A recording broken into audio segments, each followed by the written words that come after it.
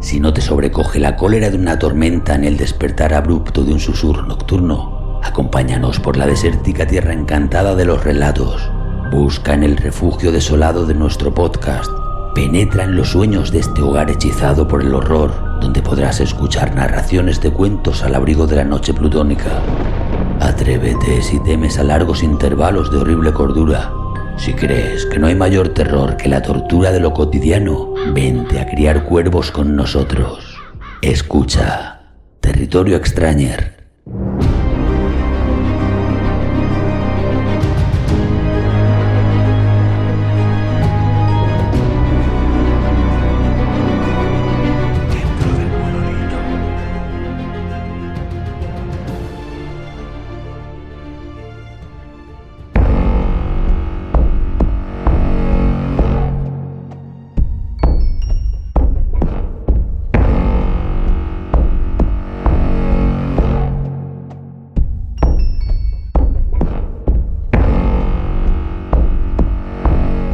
Vampiro, un relato de Emilia Pardo Bazán.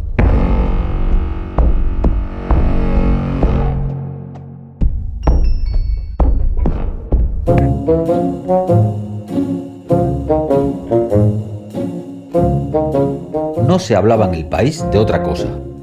¡Y qué milagro! ¿Suceden todos los días que un setentón vaya al altar con una niña de 15? Así, al pie de la letra. 15 y 2 meses acababa de cumplir Inesiña, la sobrina del cura de Godelle, cuando su propio tío, en la iglesia del santuario de Nuestra Señora del Plomo, distante 3 leguas de Vilamorta, bendijo su unión con el señor Fortunato Galloso, de 77 y medio, según rezaba su partida de bautismo. La única exigencia de Inesiña había sido casarse en el santuario. Era devota de aquella virgen y usaba siempre el escapulario del Plomo de franela blanca y seda azul.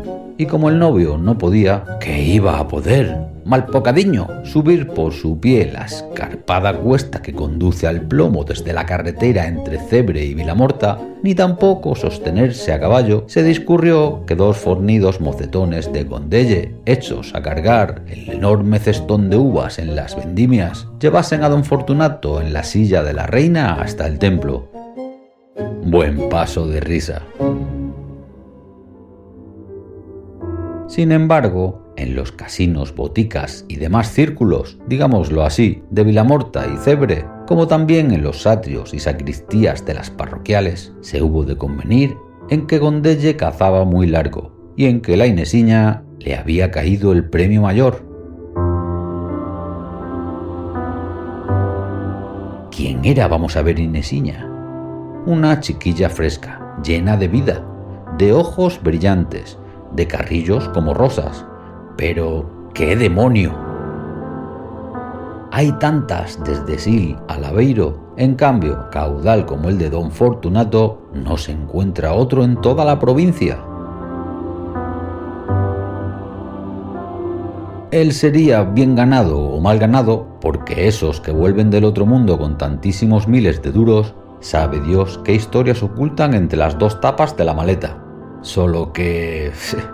¿quién se mete a investigar el origen del fortunón? Los fortunones son como el buen tiempo. Se disfrutan y no se preguntan sus causas. Que el señor Galloso se había traído un plantal constaba por referencias muy auténticas y fidedignas. Solo en la sucursal del Banco de Auriabella dejaba depositados, esperando ocasión de invertirlos, cerca de 2 millones de reales. En Cebre y Vilamorta se cuentan por reales aún. ¿Cuántos pedazos de tierra se vendían en el país? Sin regatearlos compraba Galloso. En la misma plaza de la Constitución de Vilamorta había adquirido un grupo de 3 casas, derribándolas y alzado sobre los solares nuevo y suntuoso edificio. ¿No le bastarían a ese viejo chocho 7 pies de tierra?, preguntaban entre burlones e indignos los concurrentes al casino. Júzguese lo que añadiría a difundirse la extraña noticia de la boda y al saberse que don Fortunato no solo dotaba espléndidamente a la sobrina del cura, sino que la instituía heredera universal. Los berridos de los parientes más o menos próximos del ricachón llegaron al cielo. Hablóse de tribunales, de locura senil, de encierro en el manicomio. Más como don Fortunato, aunque muy acabadito y hecho una pasa seca, conservaba íntegras sus facultades y discurría y gobernaba perfectamente. Fue preciso dejarle encomendado su castigo a su propia locura. Lo que no se evitó fue la cencerrada monstruo ante la casa nueva, decorada y amueblada sin reparar en gastos, donde se habían acogido ya los esposos, juntándose, armados ya de sartenes, cazos, trípodes, latas, cuernos y pitos, más de 500 bárbaros. Alborotaron cuanto quisieron sin que nadie les pusiese coto. En el edificio no se entreabrió una ventana, no se filtró la luz por las rendijas. Cansados y desilusionados, los cencerreadores se retiraron a dormir ellos también, aun cuando estaban conchavados para cencerrar una semana entera. Es lo cierto que la noche de boda ya dejaron en paz a los cónyuges y en soledad la plaza. Entretanto, allá dentro de la hermosa mansión, abarrotada de ricos muebles y de cuanto pueden exigir la comodidad y el regalo, la novia creía soñar por poco y a sus solas capaz se sentía de bailar de gusto. El temor, más instintivo que razonado, con el que fue al altar de Nuestra Señora del Plomo, se había disipado entre los dulces y paternales razonamientos del anciano marido, el cual solo pedía a la tierna esposa un poco de cariño y de calor, los incesantes cuidados que necesita la extrema vejez. Ahora se explicaba a Inesiña los reiterados «No tengas miedo, boba», los «Cásate tranquila» de su tío el abad de Condelle. Era un oficio piadoso, era un papel de enfermera, y de la hija, del que le tocaba desempeñar por un tiempo, acaso por muy poco. La prueba de que seguiría siendo chiquilla eran las 2 muñecas enormes, vestidas de seda y encajes, que encontró en su tocador, muy graves, con caras de tontas sentadas en el confidente del raso. Allí no se concebía, ni en hipótesis, ni por soñación, que pudiesen venir otras criaturas más que aquellas de fina porcelana.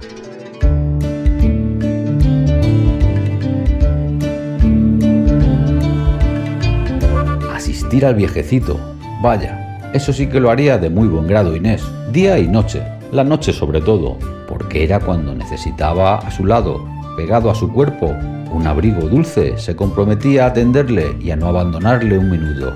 Pobre señor, era tan simpático y tenía ya tan metido el pie derecho en la sepultura. El corazón de Inesiña se conmovió, no habiendo conocido padre, se figuró que Dios le deparaba uno. Se portaría como hija, y aún más porque las hijas no prestan cuidados tan íntimos, no ofrecen su calor juvenil, los tibios efluvios de su cuerpo, y en eso justamente creía don Fortunato encontrar algún remedio a la decrepitud. «Lo que yo tengo es frío», repetía. «Mucho frío, querida. La nieve de tantos años cuajada ya en las venas. Te he buscado como se busca el sol. Me arrimo a ti como si me arrimase a la llama bienhechora en la mitad del invierno. Acércate, échame los brazos, si no, tiritaré y me quedaré helado inmediatamente. Por Dios, abrígame, no te pido más».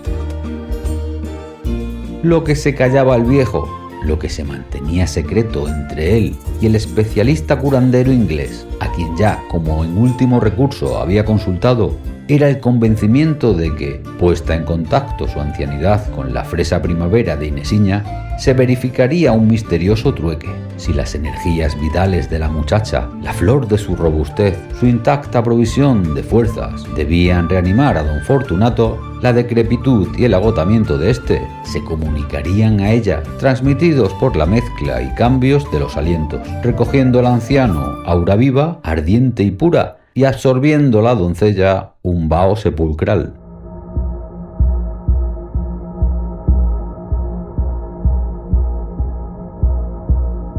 Sabía Galloso que Inesiña era la víctima, la oveja traída al matadero, y con el feroz egoísmo de los últimos años de la existencia, en que todo se sacrifica al afán de prolongarla, aunque solo sean horas, no sentía ni rastro de compasión. Agarrábase a Inés absorbiendo su respiración sana, su hálito perfumado, delicioso, preso de la urna de cristal de los blancos dientes. Aquel era el postrer licor generoso, caro, que compraba y que bebía para sostenerse, y si creyese que haciendo una incisión en el cuello de la niña y chupando la sangre en la misma vena se remozaba, sentíase capaz de realizarlo. ¿No había pagado? Pues Inés era suya.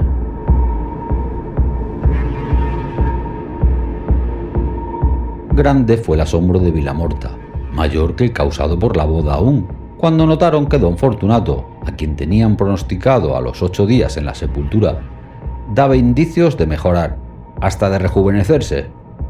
Ya salía a pie un rato, apoyado primero en el brazo de su mujer, después en un bastón. A cada paso, más derecho, con menos temblequeo en las piernas.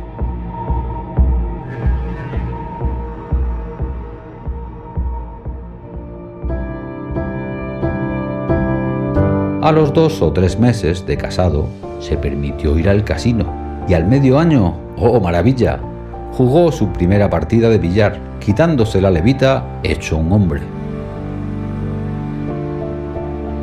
Diríase que le soplaban la piel, que le inyectaban jugos, sus mejillas perdían las hondas arrugas, su cabeza se erguía, sus ojos no eran ya los muertos ojos que se sumen hacia el cráneo, y el médico de Vilamorta, el célebre Tropiezo, repetía con una especie de cómico terror: «Mala rabia me coma si no tenemos aquí un centenario de esos de quienes hablan los periódicos».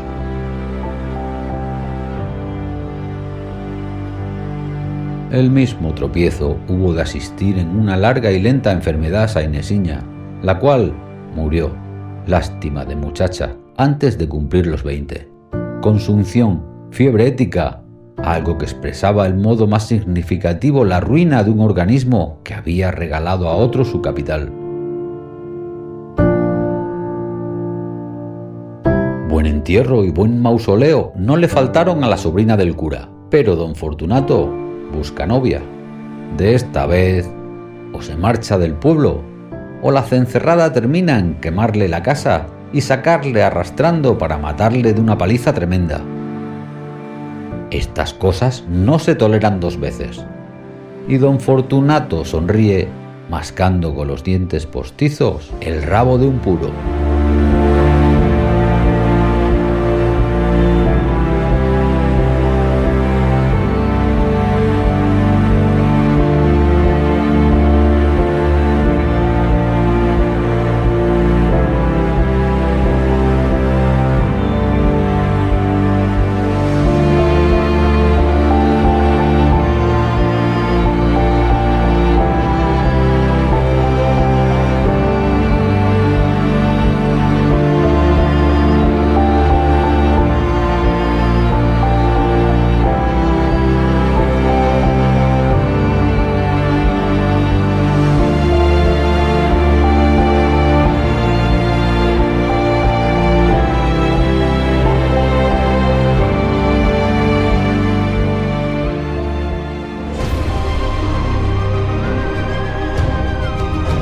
Si has escuchado hasta el final sin someterte al embrujo de las tierras del sueño y te ha gustado, dale al corazón, suscríbete, comenta, tómate una birra, besa a tu pareja o comparte nuestro contenido en tus redes.